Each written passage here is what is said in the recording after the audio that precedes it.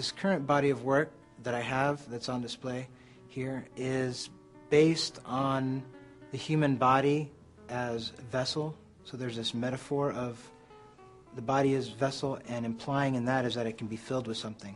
And so I'm blending the surface and the form together so that to communicate or imply or suggest something that it could be filled with, and begging the question of what would you fill it with? How are you interpreting those things, and what would it contain?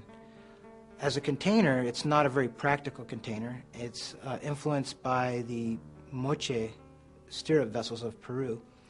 And one thing that really intrigued me about their work is that they had these stirrup spouts and that the forms were very sculptural and they weren't really practical vessels. Now, most of these vessels were found in tombs, but not all of them were found in tombs, and they made many of these, but they couldn't find a practical purpose for these. And so that made me think, well, what could they have been used for?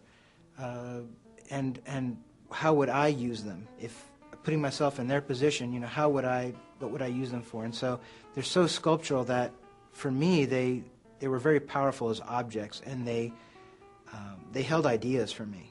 And so that's how I interpreted them and how I'm translating them. So I'm combining symbols from my immediate surroundings.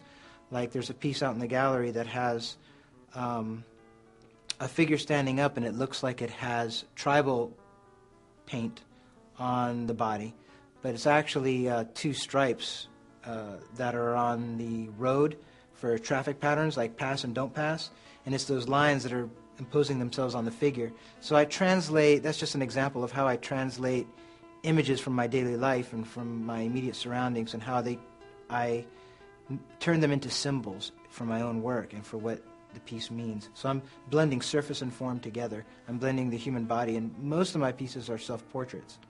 So they're all male, and they have all the characteristics that I have. Receding hairline, a slight belly. It just depends on whatever.